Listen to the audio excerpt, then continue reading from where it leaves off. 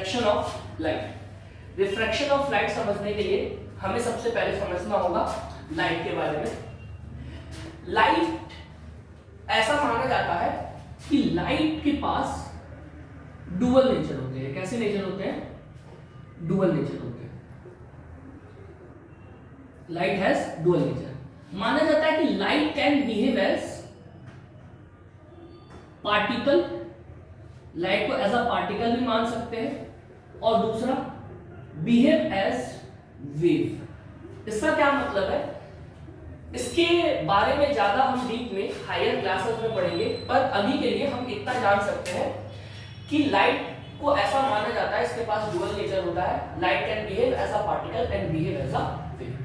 तो हम अपनी क्लास 10th में रिफ्रैक्शन ऑफ लाइट को हम कैसा ट्रीट करेंगे? एज अ वेव ट्रीट करके चलेंगे। क्या सर हम लाइट को अगर पार्टिकल ट्रीट करके चले तो क्या हम इस फिनोमेना को नहीं समझ सकते? क्या लाइट के इस फिनोमेना रिफ्रैक्शन ऑफ लाइट को बिल्कुल समझ सकते हैं, कोई दिक्कत नहीं है। पर अभी हमारे लिए रिफ्रैक्शन ऑफ लाइट जैसे फिनोमेना को लाइट को एज अ वेव मान करके पढ़ने में ज्यादा आसानी होगा। ठीक, क्या होता है रिफ्रैक्शन ऑफ लाइट जानते हैं। रिफ्रैक्शन ऑफ लाइट का मतलब होता है कि जब कभी भी लाइट किसी एक ट्रांसपेरेंट मीडियम से दूसरे ट्रांसपेरेंट मीडियम में जाती है तो वो अपने पाथ को क्या करती है, ओरिजिनल पाथ को क्या करती है, छोड़ करके कुछ बेंड कर जाती है। जैसे कि हम इसका कॉमन एग्जांपल देख सकते हैं कि अगर हम एक बीकर में पानी भर दें, पानी भरने के बाद उसमें अगर हम एक रॉड या कोई पेंसिल रखें, तो अगर हम इस रॉड या पेंसिल को ऊपर से देखें, कहां से देखें? ऊपर से देखें, तो हमें ऐसा मालूम चलेगा ऊपर से देखने पर कि ये पेंसिल कुछ बेंड की हुई है। एक्चुअल हम पेंसिल को या रॉड को कुछ ऐसा ही रखेंगे, पर वो नजर हमें कैसे आएगी? ऊपर से देखने पे कुछ बेंड करती हुई नजर आएगी। तो ये सारी फिनोमेना क्यों होती है? ये सारा फिनोमेना होता है due to refraction of light, और इसी फिनोमेना को हम बोलते हैं रिफ्रैक्शन ऑफ लाइट। चलिए देखते हैं रिफ्रैक्शन ऑफ लाइट के बारे में। रिफ्रैक्शन ऑफ लाइट को समझने से पहले आइए कुछ बात हम लोग और जानते हैं। जैसे कि हम जानते हैं कि लाइट की स्पीड अगर बोला जाए तो कितना होता है इन एयर या वैक्यूम? लाइट की स्पीड इन एयर या वैक्यूम होती है 3 × 10⁸ मीटर पर सेकेंड, जो कि क्या होती है? कांस्टेंट होती है, ये बदलने वाली नहीं। कांस्टेंट होती है, इसी वजह से हम इसको किससे रिप्रेजेंट कर देते हैं? c से। यानी स्पीड ऑफ लाइट जब भी हमें लिखना होगा एयर में तो हम डायरेक्टली क्या लिख सकते हैं? c लिख सकते हैं, जिसका मतलब क्या है? 3 × 10⁸ मीटर पर सेकेंड। ठीक, अच्छा, क्या सर लाइट की स्पीड हमेशा इतनी रहती है? नहीं। जब भी लाइट एक मीडियम से दूसरे मीडियम में जाएगी, यानी एयर या वैक्यूम से किसी अदर मीडियम में जाएगी, तो लाइट की स्पीड क्या कर जाएगी? घट जाएगी। अब कितनी हो जाएगी वो हमें नहीं मालूम, पर इस स्पीड से कुछ ना कुछ लाइट की स्पीड घट जाएगी। ठीक, light speed is always less than 3 × 10⁸ metre पर second in other medium, air और वैक्यूम को छोड़कर। ठीक, अच्छा, कुछ बातें हैं रिफ्रैक्शन ऑफ लाइट पे जाने से पहले हम उसको डिस्कस कर लेते हैं। जैसे एक टर्म आता है रेयरर मीडियम और डेंसर मीडियम, उसको हम पहले समझ लेते हैं कि क्या होता है रेयरर मीडियम और क्या होता है डेंसर मीडियम। सबसे पहले हम समझते हैं ऑप्टिकल डेंसिटी के बारे में। ऑप्टिकल डेंसिटी ये हमारा नॉर्मल डेंसिटी नहीं है, जिसको हम लोग मास अपॉन वॉल्यूम करके फिजिक्स में पढ़ते हैं कि density is equal to mass upon volume. Optical density का एक्चुअल में रिलेशन है लाइट की स्पीड के साथ से। जैसे कि हम समझने की कोशिश करते हैं कि मान लीजिए कि हमारे पास दो केस है। लाइट जो है एयर से वाटर में जाती है, और लाइट की स्पीड हमने देखा कि एयर में कितनी होती है? 3 × 10⁸ मीटर पर सेकेंड। और मान लीजिए जब लाइट वाटर में पहुंचती है तो इसकी स्पीड हो जाती है 2.5 × 10⁸ मीटर पर सेकेंड। तो हमने देखा कि लाइट एयर मीडियम से वाटर मीडियम में जाते वक्त इसकी स्पीड क्या कर जा रही है? घट जा रही है। तो हम इस केस में बोल सकते हैं कि वाटर हमारा कैसा मीडियम होगा? एक डेंसर मीडियम होगा, इसे हम बोलेंगे वाटर को डेंसर मीडियम। और एयर को हम बोल सकते हैं इस केस में रेयर मीडियम। क्या बोल सकते हैं? Rare medium. अच्छा सर, बड़ा सिंपल बात है, तो समझ लिया सर। एयर रेयर मीडियम होता है, वाटर डेंसर मीडियम होता है। नहीं, बिल्कुल भी ऐसा जरूरी नहीं है। जैसे अगला एग्जांपल हम ले सकते हैं। मान लीजिए इस बार दूसरे केस में लाइट वाटर से जाती है ग्लास में। वाटर में इसकी स्पीड है 2.5 into 10 to the power 8 metre पर सेकेंड, और ग्लास में इसकी स्पीड हो जाती है 2 into 10 to the power 8 metre पर सेकेंड। तो हम देख पा रहे हैं कि जब इस केस में वाटर से ग्लास में जा रही है तो ग्लास में स्पीड ऑफ लाइट और भी कम हो जा रही है। यानी इस केस के लिए ग्लास हमारा कैसा मीडियम होगा? डेंसर मीडियम होगा, और वाटर हमारे लिए कैसा मीडियम बन जाएगा? रेयर मीडियम हो जाएगा।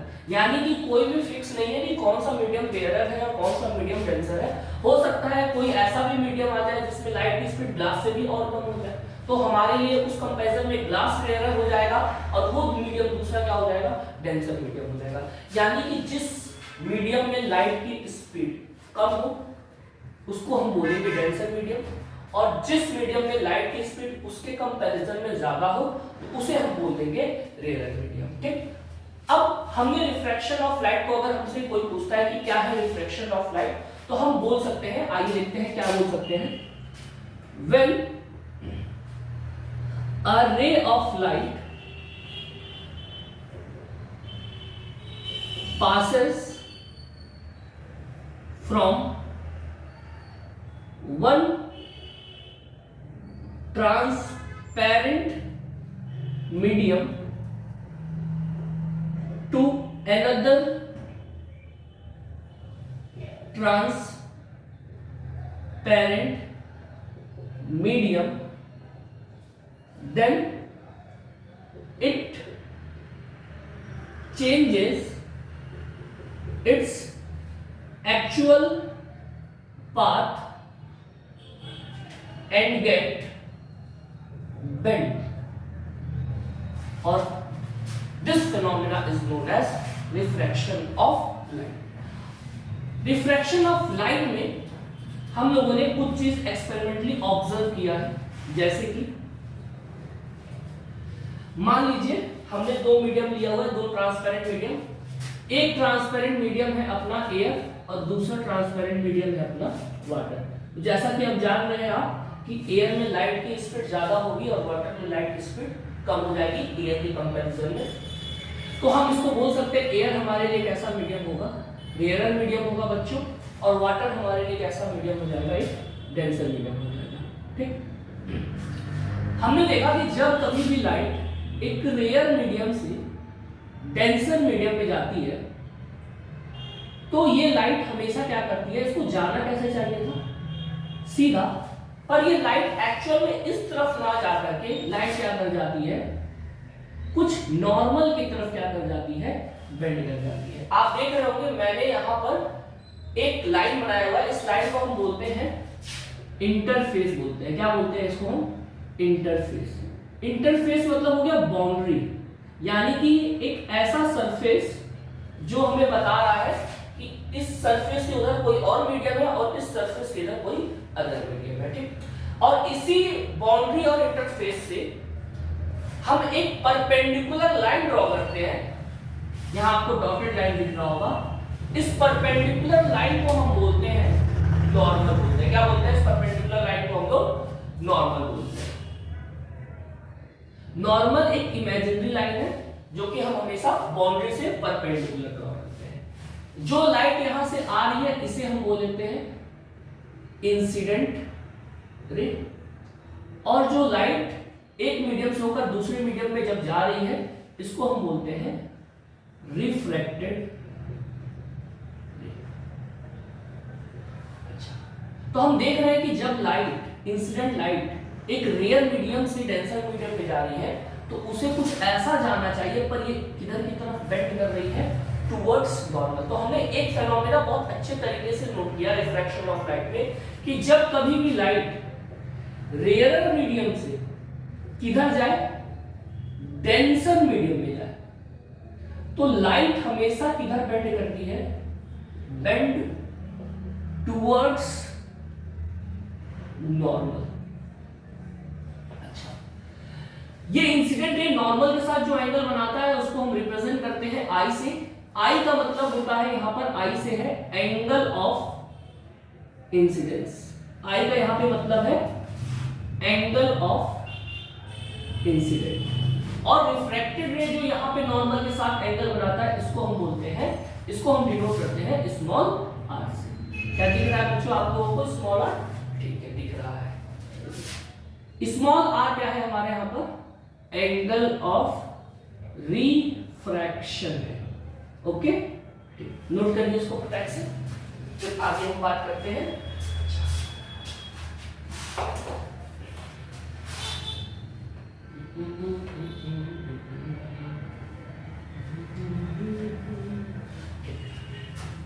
हमने देखा कि जब कभी भी लाइट इंसिडेंट रे रेयर से डेंसर में जा रही है तो किधर बेंड कर रही है? रेयर टू डेंसर जाते वक्त बेंड टुवर्ड्स नॉर्मल। ठीक, तो क्या अगर हम यहां से एक पॉइंट नोट करें इस केस के लिए कि जब लाइट रेयर से डेंसर जाती है तो हम देख पाएंगे कि एंगल आई जो है ज्यादा होगा और एंगल आर क्या होगा? हमेशा कम होगा। यानी जब लाइट रेयर से डेंसर जाती है तो एंगल आई ज्यादा होता है और एंगल आर कम होता है।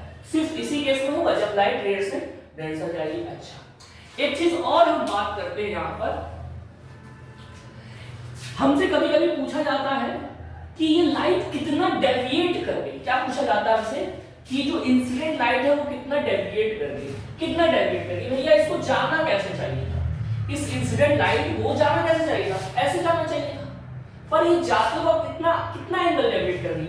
मेरे ख्याल से आपको दिख रहा होगा ये कितना एंगल डेविएट कर गई। इसको जाना ऐसे था, इसको जाना कैसे था भैया? इसको जाना कुछ ऐसे था, पर डेविएट कितना कर दी? इतना एंगल डेविएट कर दी।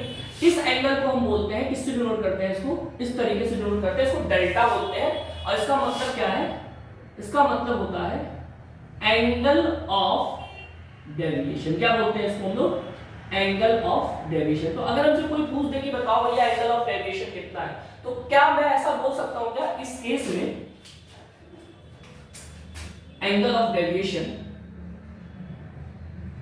क्या ये एंगल अगर पूरी आई है तो ये पूरा एंगल कितना होगा बच्चों? पूरा एंगल आई होगा पक्का। तो अगर हमें इस एंगल ऑफ डेविएशन डेल्टा को निकालना है, क्या इस आई में से इस आर को माइनस कर दे तो निकल जाएगा? बिल्कुल। अगर हमें इसमें एंगल ऑफ डेविएशन निकालना है तो हम क्या कर सकते हैं? एंगल ऑफ इंसिडेंस में से एंगल ऑफ रिफ्रैक्शन को क्या कर देंगे? माइनस कर देंगे, तो हमें एंगल ऑफ क्या निकल जाएगा? डेविएशन निकल जाएगा। क्लियर है ये बात? अच्छा, क्या बच्चों रेयर में लाइट की स्पीड ज्यादा होगी? बिल्कुल होगी। और डेंसर में लाइट की स्पीड क्या होगी? कम होगी। यानी कि जब लाइट रेयर से डेंसर में जाती है तो उसकी स्पीड डिक्रीज कर जाती है। क्लियर है? नोट करिए इसको। अब हम लोग बात करते हैं रिफ्रैक्शन ऑफ लाइट के दूसरी कंडीशन के बारे में। जो पहला कंडीशन हमने ये जो देखा, ये क्या देखा कि जब लाइट कहां से कहां जा रही है? रेयर से डेंसर। आपने देखा जब भी लाइट रेयर से डेंसर जाएगी तो टुवर्ड्स नॉर्मल बेंड करेगी, एंगल आई ज्यादा होगा, एंगल आर कम होगा, एंगल ऑफ डेविएशन निकालना होगा तो एंगल आई से एंगल आर को माइनस कर देंगे, कोई दिक्कत की बात नहीं है बच्चों। दूसरा केस है जब लाइट कहां से आ जा रही है? डेंसर से रेयर। तो हमने एक चीज और एक्सपेरिमेंट नोट किया कि जब लाइट कहां से कहां जाए? Denser to rare medium. कहां जाए? Denser to rare medium. आई देखते हैं, मान लीजिए इस बार हम रख लेते हैं यहाँ पे वाटर रख लेते हैं ऊपर, और ये क्या होता है बच्चों हमारा? इसको क्या बोलते हैं? इसको बोलते हैं डंडा। नहीं, डंडा नहीं बोलते हैं, क्या बोलते हैं भैया इसको? इसको बोलते हैं बाउंड्री बोलते हैं, जिसका दूसरा नाम क्या है बाउंड्री का? या हम इसको क्या बोल सकते हैं? इंटरफेस बोल सकते हैं। ठीक, कोई दिक्कत की बात नहीं है। अच्छा, अब हम देखेंगे कि जब लाइट डेंसर से कहां बच्चों? जब लाइट डेंसर से रेयर में जा रही है तो हम क्या करेंगे? अब वापस से इस बाउंड्री से एक लाइन बनाते हैं। कैसा लाइन बनाते हैं?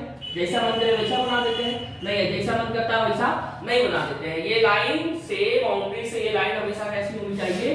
परपेंडिकुलर होनी चाहिए। परपेंडिकुलर होती है, इसको बोलते क्या है? बोलते नॉर्मल है। तो हम देखेंगे कि जब लाइट डेंसर से, वाटर हमारा कैसा मीडियम हो गया?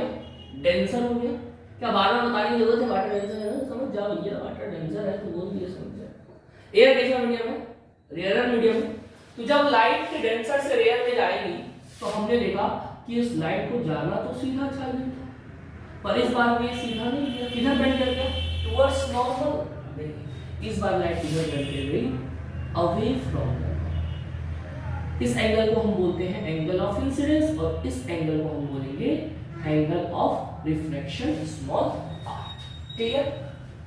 रेयर से डेंसर में क्या होता था, लाइट टुवर्ड्स नॉर्मल बेंड करती थी, और डेंसर से रेयर में क्या हो रहा है कि light away from the normal bend कर रही है। तो क्या हम यहां से इस बात को ये बोल सकते हैं कि इस केस में एंगल आई हमारा छोटा होगा और एंगल आर हमारा क्या होगा, बड़ा होगा। अच्छा, दूसरी बात, इसमें डेविएशन कैसे निकालें? इसमें डेविएशन होगा और मेरे ख्याल से इसने कितना एंगल डेविएशन किया, इसको जानना ऐसे चाहिए था, पर कितना एंगल डेविएट कर गया, ये एंगल है जो ये क्या कर गया है, डेविएट कर गया। ठीक, तो कैसे निकाला जाए एंगल ऑफ डेविएशन? तो एंगल ऑफ डेविएशन हम निकाल सकते हैं, ये पूरा एंगल कितना होगा भैया, आर है, ये वाला केवल एंगल कितना होगा, इतना एंगल, ये छोटा सा एंगल, ध्यान से देखिए, ये छोटा सा एंगल कितना होगा, ये छोटा सा एंगल, ये छोटा सा एंगल, ये छोटा सा एंगल, ये आई है तो ये वाला भी एंगल कितना होगा, आई होगा। तो क्या हम इस पूरे आर में से, इस छोटे से एंगल को क्या कर दिया जाए, माइनस कर दिया जाए, तो क्या निकल जाएगा एंगल ऑफ डेविएशन, बिल्कुल बहुत ही आसानी से निकल जाएगा।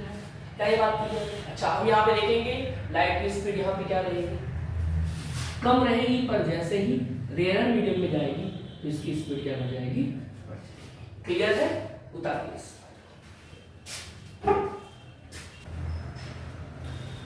अब हम एक ऑब्जर्वेशन और देखते हैं। हमने क्या देखा कि अगर लाइट जो अपना सरफेस है, जो बाउंड्री है, इस सरफेस से या बाउंड्री से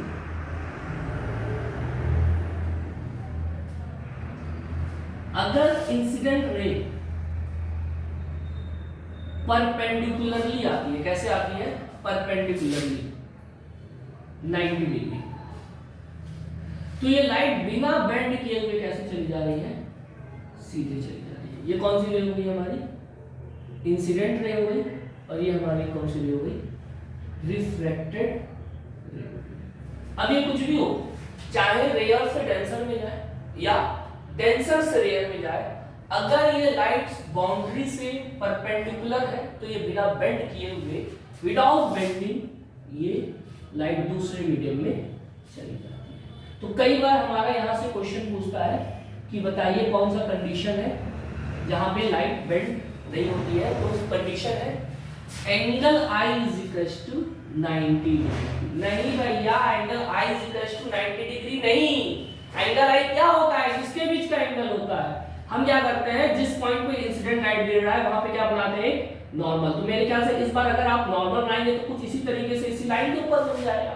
तो जरा बताइए, इंसिडेंट रे इस नॉर्मल के साथ इस बार कितना एंगल बना रहे हैं, नॉर्मल भी इधर, इंसिडेंट रे भी इधर, तो एंगल कितना बन गया, 0 डिग्री। कितना एंगल बन गया, 0 डिग्री। और एंगल आर भी कितना बन रहा है यहाँ पर, एंगल आर भी कितना बन रहा है यहाँ पर, 0 degree.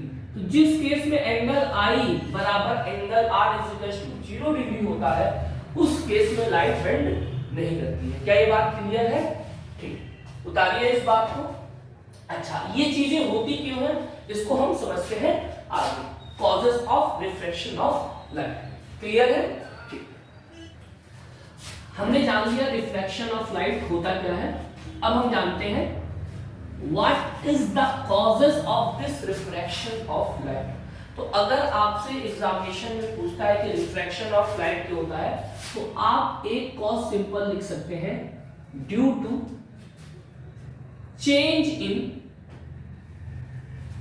Speed of light, due to change in speed of light. आपने देखा कि जब लाइट रेयर से डेंसर जाए, डेंसर से रेयर, तो लाइट की स्पीड हमेशा चेंज होती है। तो अगर आपसे क्वेश्चन पूछे क्यों हो रहा है, तो आप ये लिख सकते हैं बिल्कुल due to change in speed of light. लेकिन हम लोग उसको समझने का कोशिश करेंगे, रटने के बजाय हमारा फोकस होगा समझने पे। आइए देखते हैं कैसे। मान लीजिए हमने स्टार्टिंग में, आज के लेक्चर के स्टार्टिंग में ही हमने बताया था कि हम लाइट को कैसा ट्रीट करने वाले हैं, लाइट को एज अ वेव ट्रीट करने वाले हैं। ये अपना क्या है, वही बाउंड्री है। हमने मान लिया ये कोई एक रेयर मीडियम है, इस मीडियम का नाम लिख लेते हैं मीडियम नंबर 1। ठीक, दूसरा मीडियम हम लिख लेते हैं यहाँ पर कोई डेंसर मीडियम है, इस मीडियम का हमने नाम रख लिया 2। कोई दिक्कत नहीं। हमें मालूम है अब कि अगर लाइट रेयर से डेंसर में जाती है तो किधर बेंड करती है, ये टुवर्ड्स नॉर्मल, किधर बेंड करती है, टुवर्ड्स नॉर्मल, ठीक। अगर मैं बोलूं कि आप अब इस लाइट को, इंसिडेंट लाइट को कुछ देर के लिए क्या मान लीजिए, वेव मान लीजिए, क्या मान लीजिए, वेव। कुछ इस तरीके से लाइट ना आकर के क्या आ रही है, वेव्स आ रही है, क्या आ रही है, वेव्स आ रही है।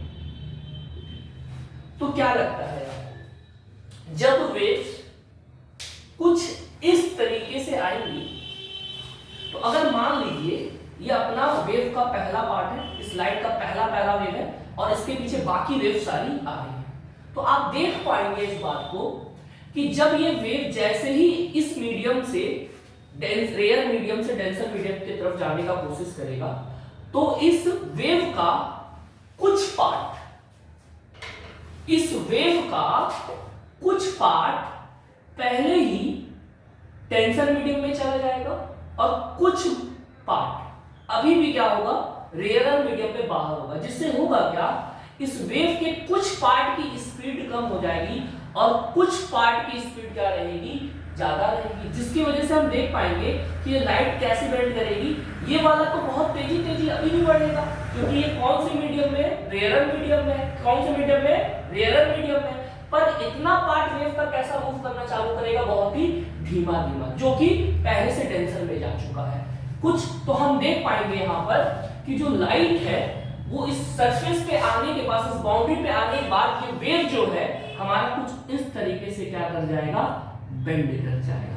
क्यों बेंड कर जाएगा भैया, क्योंकि इसकी स्पीड तो कम हो गई, इतने पार्ट की स्पीड, पर इतना पार्ट का स्पीड अभी भी क्या कर रहा है, बहुत ही तेजी के साथ आगे बढ़ रहा है। और ऐसे बाकी वेव के पीछे जितनी भी वेव है वो सारा का सारा यही काम करेंगी। और आप देख भी पा रहे होंगे कि ये इस पार्ट किधर की तरफ बेंड कर रहा है, थोड़ा सा आपको दिखेगा ये किधर की तरफ बेंड कर रहा है, नॉर्मल की तरफ बेंड कर रहा है। तो हम इस बात को बहुत अच्छे समझ पा रहे हैं कि जब लाइट रेयर से डेंसर में जाएगी तो किस तरीके से ये नॉर्मल की तरफ बेंड करता है। यही फिनोमेना, इसको हम उल्टा करके भी ऑब्जर्व कर सकते हैं, जब लाइट डेंसर से किस में जाने का कोशिश करे, रेयर में जाने का कोशिश करे।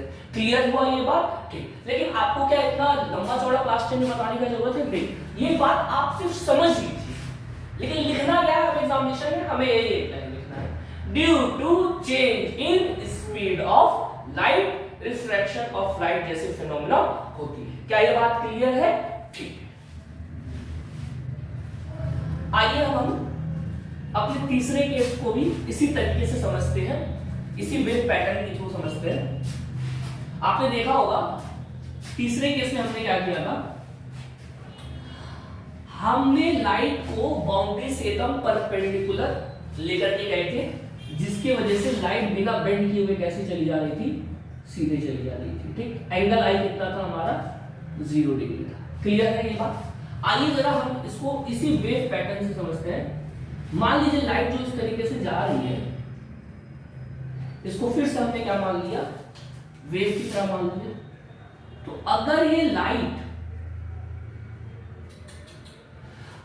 लाइट इस तरीके से सीधे आ रही होगी, तो मान लीजिए ये पहला वेव हुआ, इस वेव के पीछे और भी वेव्स हैं, तो आप देख पाएंगे और इस बात को समझ पाएंगे कि इस वेव, ये जब वेव इस बाउंड्री पे एकदम परपेंडिकुलर आएगा, तो इस वेव का सारा पार्ट एक ही साथ डेंसर मीडियम में एंटर कर जाएगा, जिसकी वजह से इस वेव के सारे पार्ट की स्पीड एक साथ ही क्या करेगी, चेंज होगी।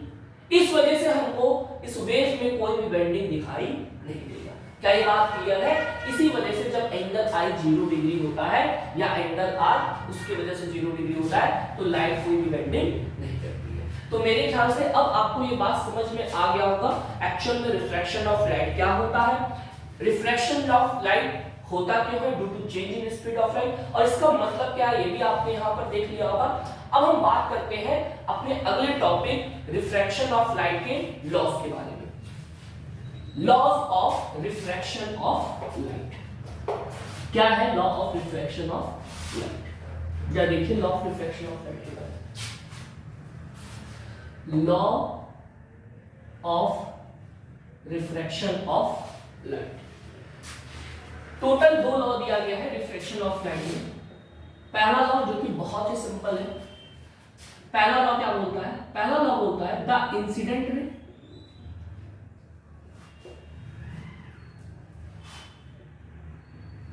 refracted ray and normal at the point of incidence lie at same plane। इसका मतलब क्या है,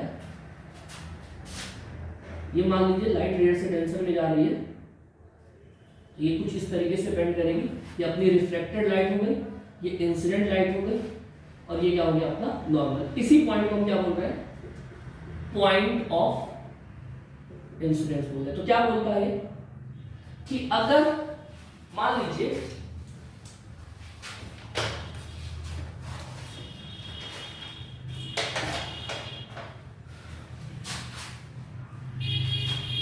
ये अपना कोई सरफेस है, एक ऐसा बाउंड्री है जो दो मीडियम को डिवाइड कर रहा है, मान लीजिए इसके उधर रेयरर मीडियम है और इस कॉपी के नीचे जस्ट डेंसर मीडियम है। तो अगर लाइट कुछ इस तरीके से, अगर लाइट कुछ इस तरीके से इस मीडियम से दूसरे मीडियम में एंटर करने का कोशिश करेगा, तो ये लाइट कैसे जाएगा, इस मीडियम से ऐसे और फिर इधर जाके क्या कर जाएगा, बेंड कर जाएगा। तो अगर हम यहाँ पे नॉर्मल बनाए तो ये सारा किस प्लेन में आ जाएगा, केवल इस प्लेन में, कुछ इस तरीके के प्लेन में आ जाएगा।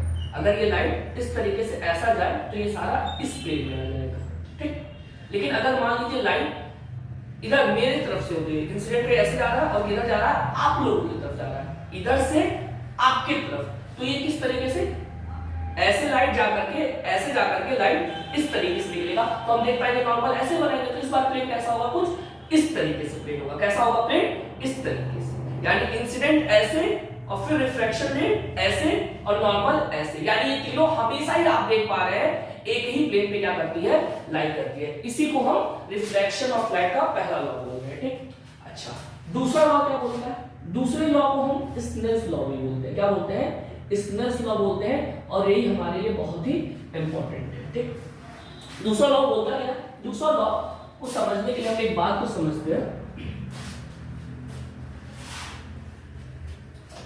हमने एक चीज देखा, बहुत ही अच्छी चीज देखा, कि जब भी इंसिडेंट लाइट, मान लीजिए ये कोई भी अपना मीडियम नंबर 1 है और ये कोई भी अपना मीडियम नंबर 2 है, अच्छे से समझने का कोशिश करिएगा। मान लीजिए फिलहाल ये अभी हमने मीडियम 1 को, सर क्यों बार बार मीडियम 1 को रेयर रख रहे हैं, अरे भैया अभी मान लेते हैं, बाद में आगे चल करके मीडियम 1 को टेंशन नहीं देंगे, पहले एकदम सिंपलेस्ट केस स्टडी करते हैं, ठीक। तो ये हमारा इंसिडेंट रे हो गया। तो हमने देखा कि हमने जब यहां पर एक एंगल ऑफ इंसिडेंस I1 लिया, तो जब लाइट इधर की तरफ जा रही है तो एंगल ऑफ रिफ्लेक्शन बना R1। क्या बना, एंगल ऑफ रिफ्लेक्शन R1। फिर हमने क्या किया, एंगल ऑफ इंसिडेंस को थोड़ा और ज्यादा कर दिया, पहले वाले से I1 से ज्यादा कर दिया। तो हमने देखा कि इस बार जो एंगल ऑफ रिफ्लेक्शन है वो कितनी बन रही है, R2 बन रही है।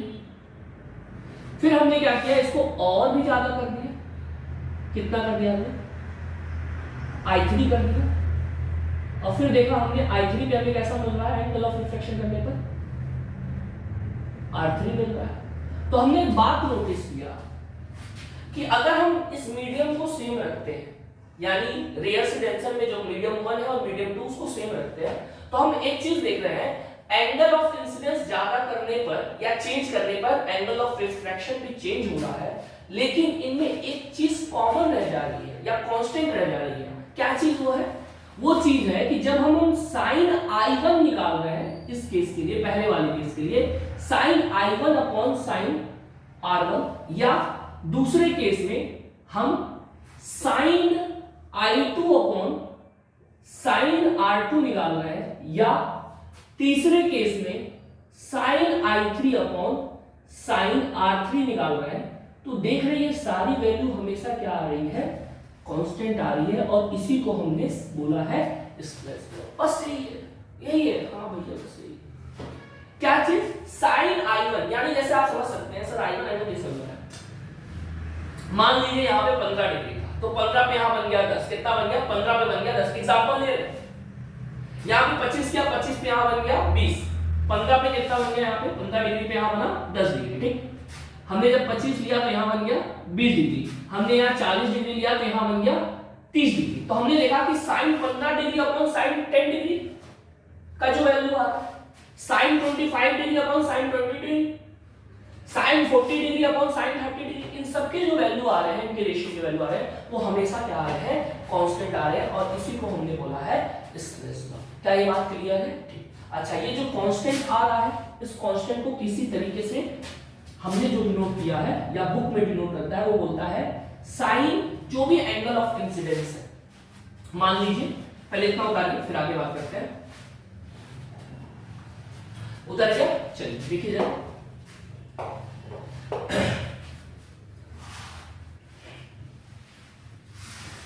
मान लीजिए जो अपना लाइट है ये मीडियम नंबर हो गया 1 और ये हो गया मीडियम नंबर 2। यहां पे जो एंगल ऑफ इंसिडेंस है वो हमने ले लिया कितना, I1, और एंगल ऑफ रिफ्रैक्शन हमने ले लिया कितना, R। अच्छा चलिए I और R ले लेते हैं, I1 R नहीं, I और R। ठीक, तो हम देखेंगे कि I और R हमेशा इस मीडियम के लिए sine I by sine R हमेशा क्या आने वाला है, कांस्टेंट आने वाला है, और इसी कांस्टेंट को हम लोगों ने डिनोट किया म्यू से। किससे डिनोट किया? म्यू से। लेकिन इसमें लिखने का तरीका भी है एक तरीके से। मीडियम, कौन से मीडियम से लाइट आ रहा है, 1 से किसमें जा रहा है, 2 में। तो हम ऐसे इसको लिखेंगे कैसे, जिसमें से आ रहा है उसको लिखेंगे यहाँ पर, और जिसमें चला जाएगा उसको लिखेंगे इस म्यू के आगे। इसको बोलते क्या है, इसको प्रोनाउंस करते हैं क्या, इसको प्रोनाउंस करते हैं म्यू, प्रोनाउंस करते हैं क्या, प्रोनाउंस करते हैं इसको म्यू, म्याऊ म्याऊ नहीं, म्यू प्रोनाउंस करते हैं। क्लियर है? यहाँ पे किसको लिखना है, इसके इधर म्यू के आगे जहां से लाइट आ रहा है, और इधर कौन सा लिखना है, जिसमें लाइट जा रहा है। क्या ये बात बिल्कुल क्लियर हो रहा है? इसी को हम बोलते हैं this is known as Snell's law. अगर आपको लैंग्वेज में बनाकर लिखना होगा, स्टेटमेंट लिखना होगा, तो आप लिख सकते हैं the ratio of sine of angle of incidence to the ratio of sine of angle of refraction is always constant, this is known as Snell's law. क्या ये बात क्लियर हो रहा है? ठीक, बताइए। अब हम बात करते हैं अपने अगले छोटे से topic, condition for no bending of light. जैसा कि आपने देखा था कि जब हम रिफ्रैक्शन ऑफ लाइट पढ़ रहे थे, तो उसका तीसरा केस, लाइट कुछ इस तरीके से जब नॉर्मली इंसिडेंट कर रही थी सरफेस पे, तो ये सीधा चली जा रही थी बिना बेंड के। तो हम इस कंडीशन को लिख सकते हैं बिल्कुल। पहला कंडीशन क्या हो गया हमारा, कि जब लाइट बेंड ना करे। पहला कंडीशन ये है कि जब एंगल I बराबर हो एंगल R के, और ये सब बराबर हो किसके, 0 डिग्री। सिंपली देखिए, एंगल I अगर 0 डिग्री होगा तो एंगल R अपने आप ही क्या हो जाएगा, 0 डिग्री हो जाएगा। क्या ये बात क्लियर हो रहा है? क्या ये बात बिल्कुल अच्छे तरीके से क्लियर है? इस बात का एकदम अच्छे से ये ध्यान रखिएगा कि जब एंगल I और एंगल R 0 होता है, तब ये इंसिडेंट हमेशा सरफेस के साथ कितना एंगल बनाता है, 90 डिग्री बनाता है। हमेशा सरफेस के साथ कितना एंगल बनाता है, 90 डिग्री। अधिकतर बच्चे यही गड़बड़ कर देते हैं कि सरफेस के साथ 90 डिग्री दिया होता है और वो एंगल I को 90 डिग्री लिख देते हैं। ऐसा बिल्कुल मत करिएगा। अगर सरफेस के साथ 90 डिग्री है तो एंगल I हमेशा 0 डिग्री होगा, तो एंगल R भी कितना हो जाएगा, 0 डिग्री हो जाएगा। क्या ये बात क्लियर है? अच्छा, दूसरा कंडीशन बोला जाता है, दूसरा कंडीशन ये बोला जाता है कि अगर इस मीडियम नंबर 1 का और इस मीडियम नंबर 2 का जिसमें लाइट जा रही है, इन दोनों का रिफ्रैक्टिव इंडेक्स क्या हो, सेम हो। रिफ्रैक्टिव इंडेक्स क्या होता है sir, refractive index. Refractive index हमारा अगला टॉपिक होगा। अभी के लिए हम यहां पे बस लिख सकते हैं रिफ्रैक्टिव इंडेक्स ऑफ मीडियम 1 बराबर हो रिफ्रैक्टिव इंडेक्स ऑफ मीडियम 2 के जिसमें लाइट जा रही है, तब भी कोई भी लाइट की बेंडिंग नहीं होगी। क्या ये बात क्लियर है? इन दो कंडीशन के अलावा और कोई भी कंडीशन हमसे नहीं पूछने वाला है एग्जामिनेशन में। क्लियर है? ठीक है। अब आइए इसी पे, आज के इसी टॉपिक्स पे हम कुछ क्वेश्चन करते हैं। अगर आपको ये बातें समझ में आई तो आपको ये क्वेश्चन फटाफट कमेंट करके इसका जवाब बताना पड़ेगा। लेकिन कैसे बताएंगे, क्लास तो लाइव है नहीं, तो चलिए कोई बात नहीं। पहला क्वेश्चन है कि यहां पर एक मीडियम है एयर और ये दूसरा मीडियम है वाटर, अब आपको पता होना चाहिए कौन सा मीडियम रेयरर है, कौन सा मीडियम डेंसर है, कोई दिक्कत का बात नहीं है। ये हमारा हो गया नॉर्मल। इस बार हमको एंगल ऑफ इंसिडेंस दिया हुआ है 23 डिग्री। कितना दिया हुआ है? 23 डिग्री। ठीक। और ये लाइट कुछ इस तरीके से बेंड कर रही है, तो हमसे पूछ रहा है कि यहाँ पे ये जो एंगल ऑफ रिफ्रैक्शन आर आएगा, कौन सा angle? Angle of refraction R आएगा, वो कितना होगा? ऑप्शन है आपके पास, ऑप्शन है, ऑप्शन यहाँ पे आपका ये है कि एंगल आर जो है वो भी 23 डिग्री होगा सर। दूसरा ऑप्शन है एंगल आर सर 23 डिग्री से ज्यादा होगा। तीसरा ऑप्शन आपके पास ये है कि एंगल आर सर 23 डिग्री से कम होगा। और ऑप्शन डी है आपका angle R sir exactly 0 degree. तो मेरे ख्याल से सबसे पहले आपने इसको साइड कर दिया है, बिल्कुल सही बात है। एंगल आई है 23 डिग्री है, एंगल आर 23 डिग्री होगा? पॉसिबल है? ये भी नहीं हो सकता। क्यों? क्योंकि ये रेयरर मीडियम है और ये कैसी मीडियम है? डेंसर मीडियम है। तो इंसिडेंट ऑफ लाइट जब रेयर से डेंसर जाती है तो नॉर्मल की तरफ बेंड करती है, और अगर नॉर्मल की तरफ बेंड करेगी बच्चा तो एंगल आर आई से छोटा होगा, और एंगल आर आई से छोटा होगा इसका मतलब एंगल आर 23 डिग्री से छोटा होगा। अपना ऑप्शन सही होगा, सी होगा। क्लियर है? ठीक। अब हम अपने अगले क्वेश्चन पे बढ़ते हैं। अगला क्वेश्चन है, अपने से कोशिश करिएगा करके, स्क्रीन को करिए पॉज, ट्राई करिए, सॉल्व करिए। क्वेश्चन ये है कि एंगल ऑफ इंसिडेंस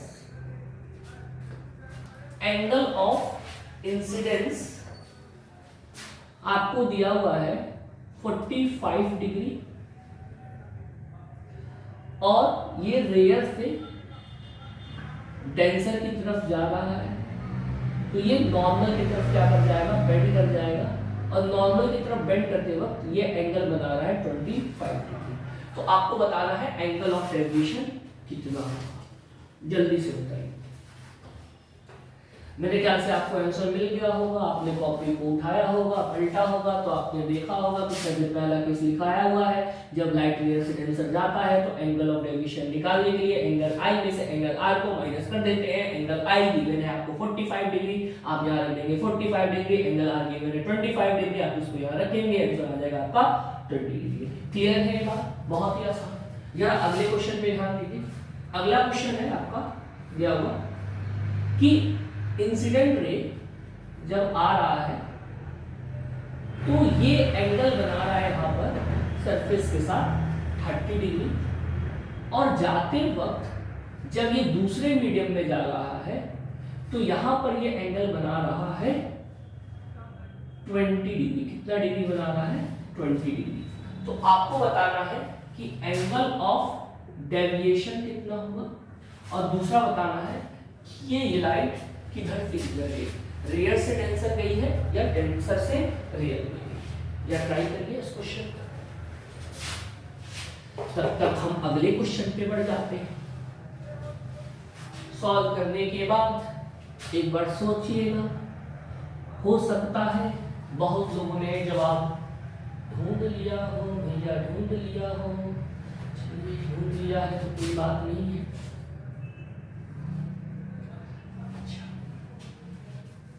इस पे मत जाइएगा कि सर यहाँ दिख रहा है बेंडिंग करते हुए, बिल्कुल नहीं। जो एंगल दिया हुआ है आप उसके अकॉर्डिंग निकालिए। यहां पे आपको निकलेगा, देखिए कितना आया होगा। सर आपने बताया हुआ है यहाँ पे एंगल कितना 30 डिग्री, यहाँ कितना 20 डिग्री। सर एंगल आई ज्यादा है, एंगल आर कम है, इसका मतलब रेयर से किस में जा रहा है? डेंसर में। तो सर डेविएशन निकाल लेंगे, कितना हो जाएगा? आई माइनस आर, 30 माइनस 20 कितना? 10 डिग्री। गलत। क्या बच्चों ये एंगल ऑफ इंसिडेंस है? एंगल ऑफ इंसिडेंस होता है इंसिडेंट रे और नॉर्मल के बीच में। नॉर्मल हमेशा सरफेस के साथ कितना एंगल बनाता है? 90 डिग्री। तो इंसिडेंट रे इधर 30 डिग्री बना रहा है तो इधर एंगल कितना बन जाएगा? 60 डिग्री। यानी इस बार हमारा एंगल ऑफ इंसिडेंस कितना होगा? 60 डिग्री होगा।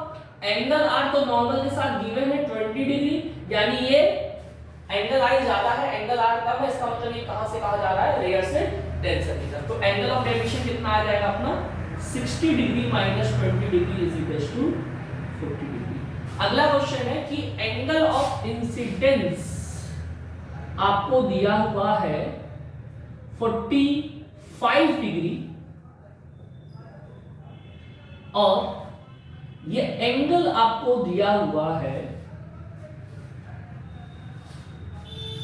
30 डिग्री। तो आपको बताना है एंगल ऑफ डेविएशन कितना है और लाइट कहां से कहां जा रही है। चलिए देखते हैं किसने किसने दिया है भैया। लाइट कहां से कहां जा रही है उसके लिए हमें जानना पड़ेगा कि एंगल आई 45 है तो एंगल आर कितना है। एंगल आर कितना होगा, ये होगा ना एंगल आर। तो एंगल आर यहाँ पे कितना निकल के आएगा, ये पूरा एंगल नॉर्मल हमेशा कैसा होता है बाउंड्री के साथ 90 डिग्री।